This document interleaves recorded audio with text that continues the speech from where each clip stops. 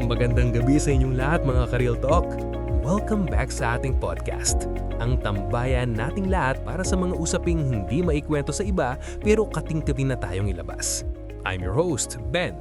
At ako naman si Kate. Ben, ang episode natin tonight ay para sa mga taong mahilig mag-replay ng mga moments sa utak nila.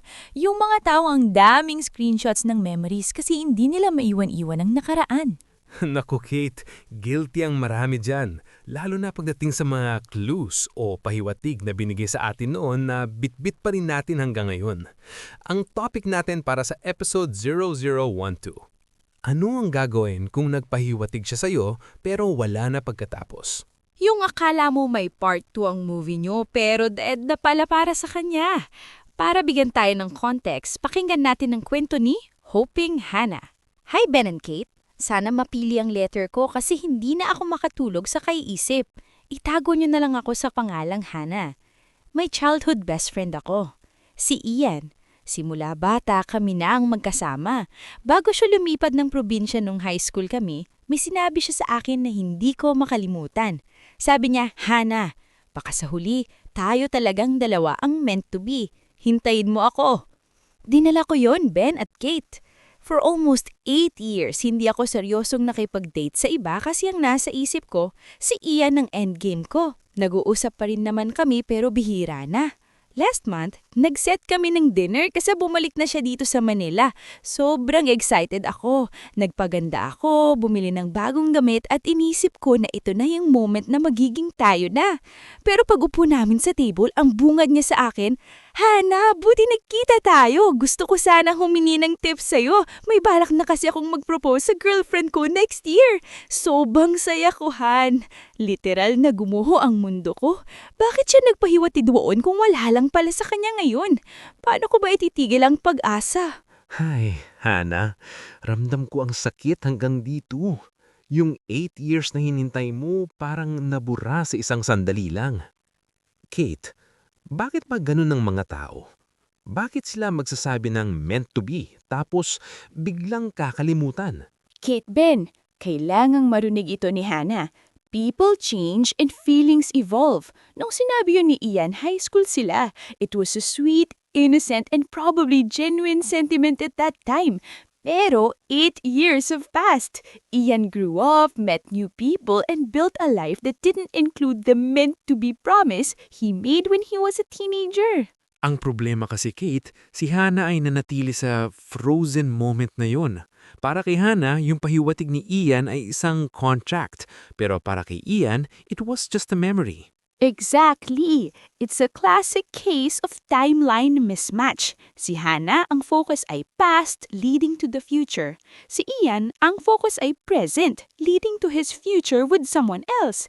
Masakit nga pero sa isip ni Ian, baka nakalimutan na niya yung linyang iyon. O kaya naman iniisip niya na, bata pa tayo noon. Alam naman ni Hannah na joke lang o face lang yon. Let's talk about why Hannah waited for 8 years. Bakit ang hirap bitawan ng isang pahiwatig? It's called confirmation bias, Ben. Dahil gusto ni Hannah na si Ian ang makatuluyan niya, lahat ng ginagawa ni Ian through the years, yung pag-like sa posts, yung paminsang pangunmusta, binibigyan ni Hannah ng romantic meaning. She was looking for signs to support her hope and she ignored the reality na wala namang serious commitment na nangyayari. Antisapakit, it's the sunk costs fallacy. Dahil nag-invest na si Hannah ng 8 years sa pag-aantay, natatakot siyang bumitaw kasi pag bumitaw siya, kailangan niyang tanggapin na nasayang yung 8 years na yon. Pero Hannah, mas masasayang ang susunod na 8 taon kung hindi ka pa ihinto ngayon. So Hannah, what should you do? Step 1. Accept the new reality. Ian is not the high school boy who promised you the world. He is a man who is in love with someone else. Ang meant to be niya ay yung girlfriend niya ngayon. Acceptance is the only way out of the cage you built for yourself. Step 2, forgive the younger version of him and yourself. Huwag ka nang kagalit kay Ian dahil hindi niya tinupad ang pahiwatig niya. Bata pa kayo yun. At huwag kang magagalit sa sarili mo dahil naniwala ka. It just shows how capable you are of being loyal and loving. Step 3. Go non-contact for a while. Hana, hindi mo kayang maging best friend sa proposal stage niya. Masasaktan ka lang. You need to distance yourself to detach. Stop being the consultant for his wedding or engagement. Focus on your own healing first. Dani mo to, kids. Mahirap yun na Hana kasi childhood friends sila. Pero Hana, real talk. You cannot heal in the same environment that broke you. Kailangan mong humanap ng mundo na wala siya para mahanap mo ulit ang sarili mo.